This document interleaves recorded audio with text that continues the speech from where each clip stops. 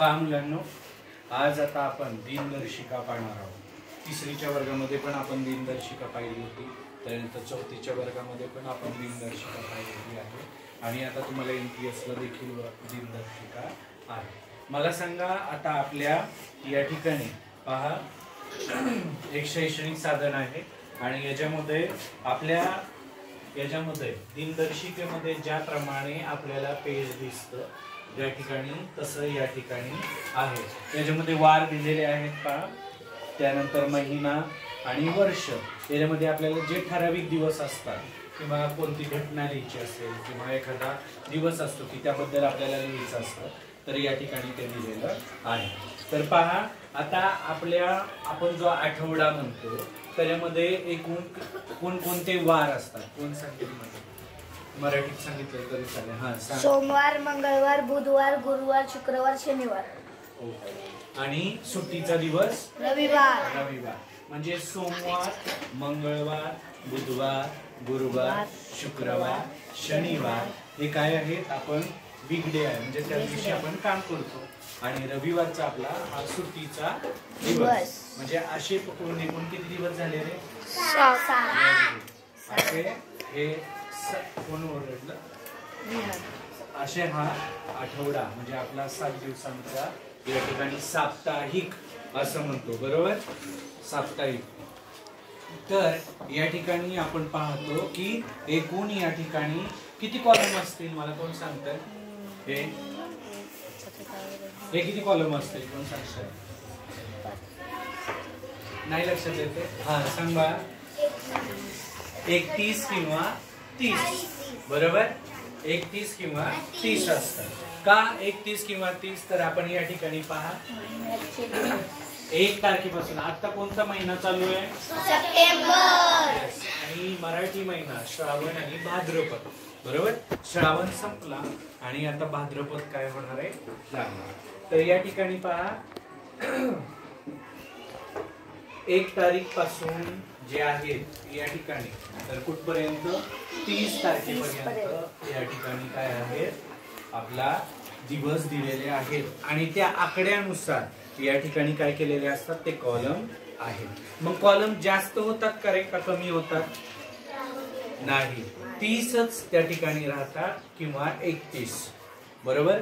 आता कोणता महिना 28 किंवा 29 दिवसाचा असतो? फेब्रुवारी. Very good. मग या ठिकाणी आपण पहा, आपला ज्या वर्षी लीफ वर्ष आहे त्या दिवशी 28 असतात का 29 असतात? 29. यस. पहा, त्यानंतर या ठिकाणी आकडे दिलेले आहेत.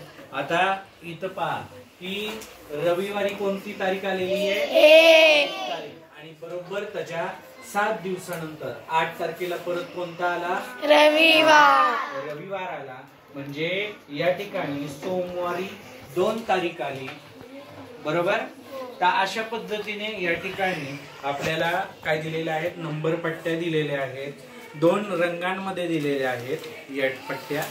आणि या अंकांवरून आपण काय करू शकतो? त्या महिना आपण काय करायचं आहे? या ठिकाणी रविवारचे देखील अंक या ठिकाणी दिलेले आहेत रेड कलर मध्ये. रेड कलर मध्ये का दिलेले आहेत? तर तुम्हाला सोपं जावं, आपला रेड रंग हा सुट्टीच्या दिवसामध्ये दिलेला असतो म्हणून त्या ठिकाणी हा रेड रंग दिलेला आहे. अशा पद्धतीने पहा, प्रत्येक विद्यार्थीने इथे येऊन मी जो महिना सांगेल ह्या वर्षीचा, असं नाही की मागच्या वर्षीचा वगैरे, मी तुम्हाला सांगेन की रविवारचा कधी दिवस आलेला आहे, ओके? आणि 1 तारखेला कोणता वार आहे, मी हे फक्त तुम्हाला सांगणार आणि तुम्ही इथे येऊन काय करायचं आहे? तो महिना म्हणजे 1 तारखेला, उदाहरणार्थ आता इथं 1 तारीख आली, बरोबर? तर मी 2 तारीख आली तर मी काय सांगेन? सोमवारी किंवा रविवारी 1 तारीख आलेली आहे आणि 1 तारखेच्या दिवशी रविवार आहे. तुम्ही काय करणार आहात? मग 1 तारखेपासून तुम्ही काय करणार आहात? तर या ठिकाणी हे जे नंबरिंग केलेलं आहे ते तुम्ही काय करणार आहात? प्रत्येकाला. म्हणजे मी कुणाला पण सांगेन की हा जानेवारी महिन्यामध्ये 1 तारीख ह्या दिवशी होती. मग तुम्ही त्या ठिकाणी कोणते रविवारी कोणते दिवस आले त्यानुसार तुम्ही काय करायचं आहे? ते त्या ठिकाणी रेड कलरचे जे आहेत नंबर ते तुम्हाला काय करायचे आहे? तिथं ठेवायचे आहेत. नंतर ब्लू कलर मध्ये इथं दिलेले आहेत नंबर ते तुम्हाला काय करायचे आहेत, इतर दिवसांमध्ये वापरायचे आहेत. इतर सुट्ट्या तुम्ही त्या ठिकाणी ब्लू कलरनी दाखवले तरी चालते. समजलं? दिनदर्शिका. मग मला सांगा, आपल्या पूर्ण वर्षामध्ये एकूण महिने किती असतात? 12. येस. कोणकोणते असतात? जानेवारी, फेब्रुवारी, मार्च, एप्रिल, मे, जून, जुलै, ऑगस्ट, सप्टेंबर, ऑक्टोबर, नोव्हेंबर, डिसेंबर. Very good. मग आता कोणता महिना चालू आहे? सप्टेंबर. आणि मला सांगा, एकूण किती दिवस असतात? 365. 365 असतात. आणि लीप वर्षाला तर 366. येस. किती झाले? 366. बरोबर. मग अशा पद्धतीने पहा, प्रत्येक जणांना करता येणार आता दिनदर्शिका? प्रत्येक जण ट्राय करणार? येस. थँक्यू.